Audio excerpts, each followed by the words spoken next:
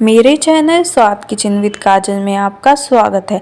आपने मैदे की मठरी तो बहुत खाई होंगी, लेकिन आज हम बनाएंगे होली के लिए सूजी से मठरी, वो भी एकदम नए स्टाइल से। तो उसके लिए चलिए रेसिपी स्टार्ट करते हैं। सबसे पहले मैंने यहाँ एक बड़ा कटोरी सूजी ली है। इसके बाद हम लेंगे एक ग्राइंडर जार और उसमें हम आधी सूजी डाल देंगे और सूजी को एकदम बारीक पाउडर जैसा पीस देंगे।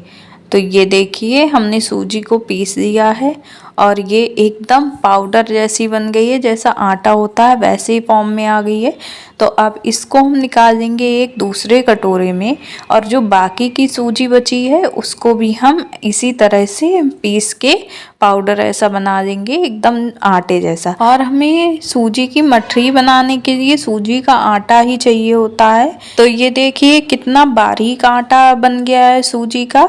अगर हम बिना पीसे सूजी से मठरी बनाएंगे तो हमारी मठरी नहीं बनेंगी और खराब हो जाएंगी। तो अब हम इस सूजी के आटे में डालेंगे यहाँ पे एक छोटा चम्मच अजवाइन। अजवाइन को हम डायरेक्ट नहीं डालेंगे, हम थोड़ा सा इसको क्रश कर देंगे हाथ से, फिर हम इसको डालेंगे सूजी के आटे में। इससे इसका जो स्वाद है वो निखर के आता है रेसिपी में। अब लेंगे एक छोटा चम्मच ही कसूरी मेथी और इसको भी हाथ से क्रश करके ही डालेंगे। कसूरी मेथी को क्रश करके डालने से रेसिपी में इसकी स्मेल और स्वाद अच्छा आता है। अब हम डालेंगे स्वाद के अनुसार नमक। अब हम क्या करेंगे, ये जितने भी ड्राई इंग्रेडिएंट्स हैं इनको अच्छे से मिक्स कर देंगे चलाते हुए। तो सभी इंग्रेडिएंट्स मिक्स हो गए हैं। अब हम सूजी के आटे में मोहन लगाने के लिए डालेंगे 2 बड़े चम्मच ऑयल। ऑयल डालने के बाद हम अच्छे से ऑयल को हाथों की मदद से पूरी सूजी में मिक्स कर देंगे। मोहन लगाने से जो हमारी मठरी हैं वो बहुत ही खस्ता बनती हैं, इसलिए मोहन लगाना ज़रूरी होता है। तो हमें पूरी सूजी में ऑयल को अच्छे से मिक्स करना है तब तक जब तक ये बाइंड ना होने लगे, ऐसे पेड़े ना बंधने लगे। तो ये देखिए हमारी जो सूजी है उससे ऐसे देखिए पेड़े जैसे बनने लगे, मतलब अच्छे से मोहन लग गया है।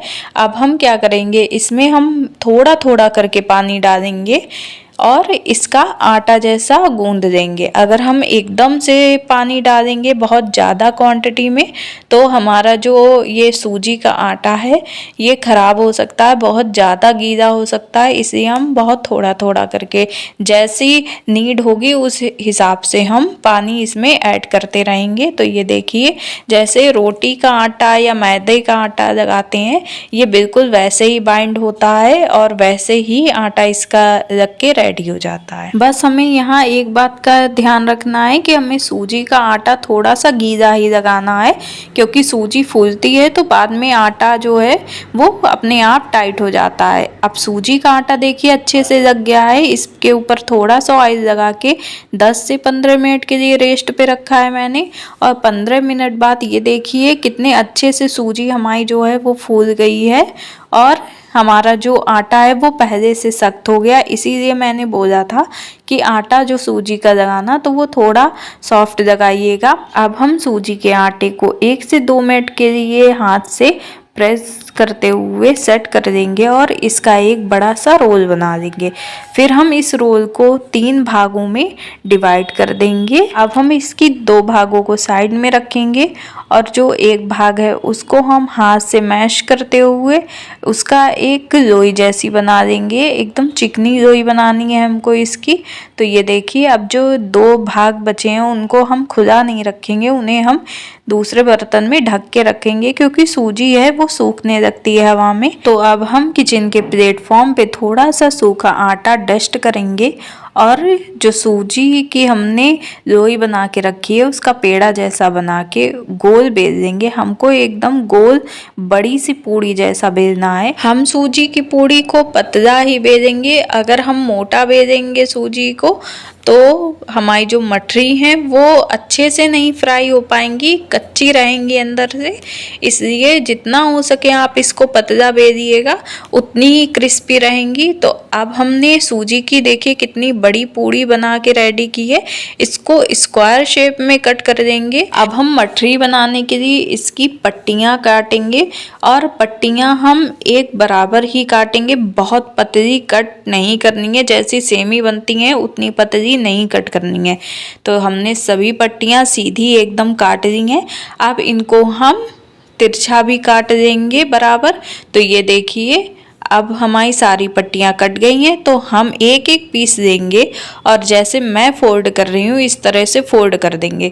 दो कॉर्नर्स पकड़ के पहले हम ऊपर की ओर इसको मिलाएंगे और अच्छे से प्रेस करते हुए चिपका देंगे। फिर बचे हुए दो कॉर्नर्स को हम नीचे की ओर प्रेस करते हुए चिपका देंगे। तो इससे हमको पेटल जैसी शेप मिल जाती है और ये देखने में भी सोवर लगती हैं। किसी के सामने अगर आप इसको प्रेजेंट कर रहे हैं, सर्व कर रहे हैं, तो ये देखने में भी बहुत ही अच्छी लगती हैं। तो इसी तरह से हम सारी मठरी को शेप दे देंगे। हम यहाँ पे मठरी को प्रॉपर गोल या ट्रायंगल नहीं शेप दे रहे हैं, हम यहाँ पेटल का शेप दे रहे हैं। तो ये देखिए कितने प्यारे लग रहे हैं छोटे छोटे से। इसी तरह से हम सारी मठरी बना के रेडी कर देंगे। तो अभी हमने सिर्फ ये एक लोई की मठरी बना के आपको दिखाई है और इनको हम ऐसे खुला नहीं छोड़ेंगे वरना ये हवा में सूख जाएंगी, क्योंकि ये सूजी की बनी हुई हैं। इनको हम किसी ऐसे बर्तन में रखेंगे जिसे हम ढक के रख सकें। तो अब हम दूसरी लोई लेंगे और उसको भी हम बेल देंगे। वो मैंने आपको लोई बताई थी कि हमने उसको स्क्वायर शेप में कट करके फिर मठरी बनाई थी। इसको हम बिना कट किए स्क्वायर शेप में डायरेक्ट इसकी पट्टियाँ काट देंगे और उसके बाद इसकी मठरी बनाएंगे। आपको जिस तरह से सुविधा लगे आप ऐसे मठरी को बेल के बना सकते हैं। चाहे तो स्क्वायर शेप में कट करके बनाइएगा या डायरेक्ट ऐसे ही स्ट्रिप्स कट करके फिर इसकी मठरी बनाइएगा। तो ये देखिए हमने सारी मठरी बना के रेडी कर दी हैं और ये सच में देखिए आप एकदम जैसे कली होती है फूल की वैसी ही लग रही हैं। तो अब हम इनको रखेंगे साइड में और गैस पे हम एक कढ़ाई चढ़ाएंगे। कढ़ाई चढ़ाने के बाद हम उस कढ़ाई में डालेंगे ऑयल और ऑयल को गैस की हाई फ्लेम करके गर्म कर देंगे। फिर हम ऑयल में थोड़ा सा रवे का जो डो है वो डाल के चेक करेंगे कि ऑयल गर्म हुआ है कि नहीं। तो ये देखिए ऑयल गर्म हो गया। अब हम इसमें अपनी मठरी डाल देंगे जो हमने बना के रखी हैं और गैस की फ्लेम को हम मीडियम कर देंगे। अभी तक गैस की फ्लेम हाई थी। हम इन मठरी को थोड़ी थोड़ी देर पे ऐसे चलाते हुए फ्राई करेंगे जिससे कि ये सब तरफ से बराबर फ्राई हो जाए और अंदर तक सिक जाए।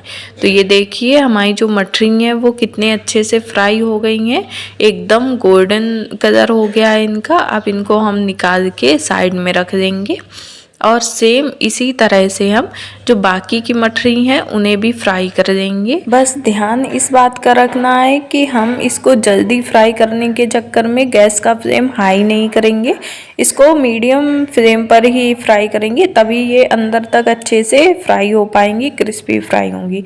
तो ये देखिए हमने सभी मठरी फ्राई कर दी हैं।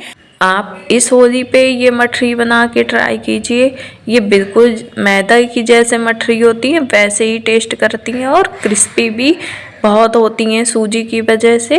और आप आराम से इन सूजी की मठरी को बिना ख़राब हुए 1 महीने तक एयर टाइट कंटेनर में स्टोर करके रख सकते हैं और जब मन करे चाय के साथ इनको निकाल के सर्व कीजिए, खाइए। तो अगर आप भी वही मैदे की मठरी खा के बोर हो गए हैं तो इस होली पर ये नए तरीके की सूजी की मठरी बना के ट्राई कीजिए। ये खाने में बहुत ही क्रिस्पी होती हैं और टेस्ट बिल्कुल मैदे की मठरी की तरह होता है।